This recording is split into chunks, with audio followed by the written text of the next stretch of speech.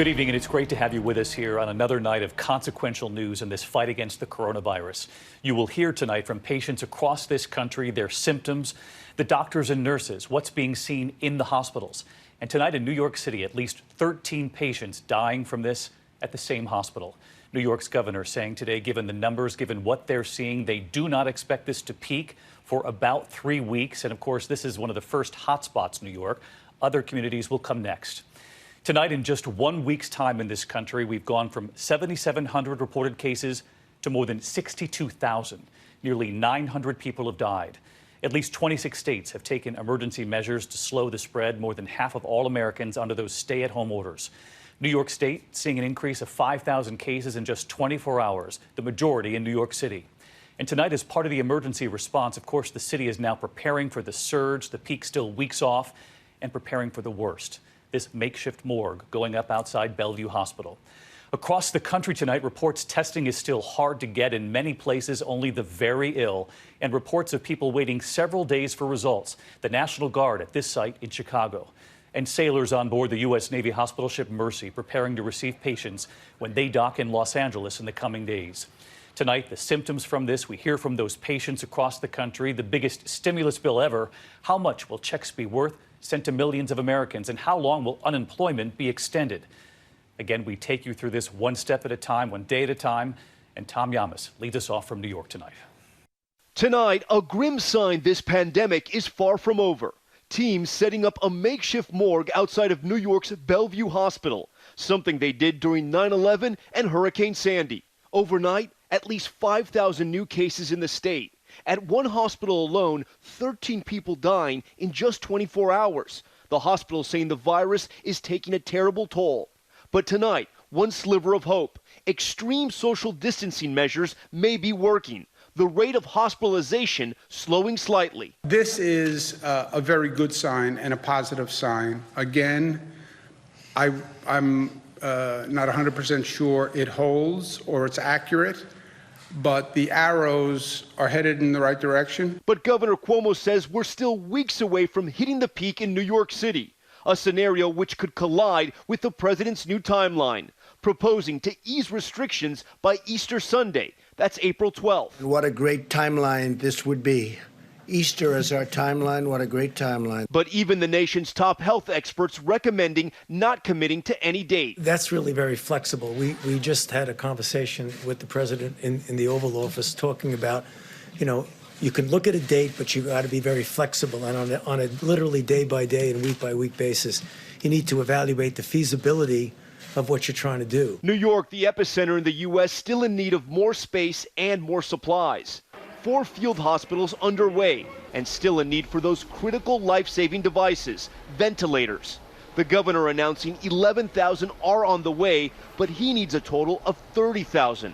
Cuomo saying they may do what Italy did, split the ventilator. 1 device, 2 patients. We're exploring splitting, where 1 ventilator could do 2 patients. Italy has had to do this because they were forced to do it. Those ventilators desperately needed for patients like 25-year-old Jack Allard from New Jersey, who is in a medically induced coma. This virus is really dangerous. He's very, very sick. The former lacrosse player woke up with backaches and a fever nearly a week ago. He never vaped. They were asking us that. He never vaped. He never smoked. I mean, he took his health very seriously. I mean, he's an athlete. Jack's doctors now trying an experimental drug for Ebola, his family hoping it will save him. In New York City, 46% of coronavirus cases are people aged 18 to 44, the virus hitting all ages. 62% of deaths are men, and 54% of people who die from the virus are over 75. That's why in Woodbridge, New Jersey today, more than 90 residents had to be transferred from an outbreak inside this nursing home. And we're learning more about a Georgia hospital worker who died from the virus. A 42-year-old mother discovered in her home, her 4-year-old found alone during a welfare check. The U.S. Naval Hospital ship the Mercy heading towards Los Angeles today. The medical crew on board preparing beds and equipment to handle a surge of up to 1,000 patients offshore. And tonight, a new effort to help from North Carolina to Colorado. veterinarians now donating medical equipment, including ventilators. This is just one more example of the One Health and us being able to partner with our colleagues on the human side. New hot zones now popping up across the country. Tonight, disaster declarations for Texas and Louisiana.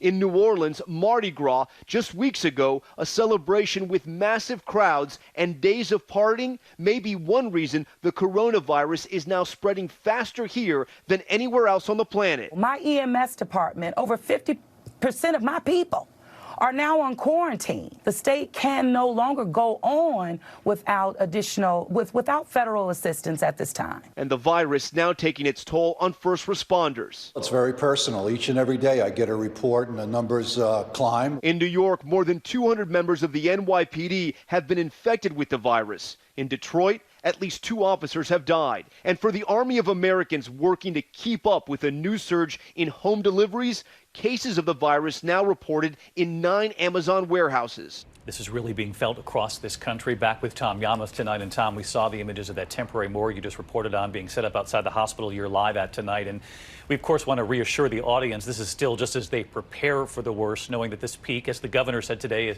is still weeks off. Yeah, we want to be very clear about this, David. This is only temporary, and they're doing this because there's a public health crisis and a state of emergency in New York. Right now, there are 5 morgues in the city of New York. None is at or near capacity, but again, they want to make sure they plan for the worst. And David, to give you an idea of the severity of the situation, one major hospital here in New York, Mount Sinai, sending a memo to all of its doctors and nurses saying this is the humanitarian mission of our lifetime. David? Tom Yamath leading us off tonight. Tom, thank you.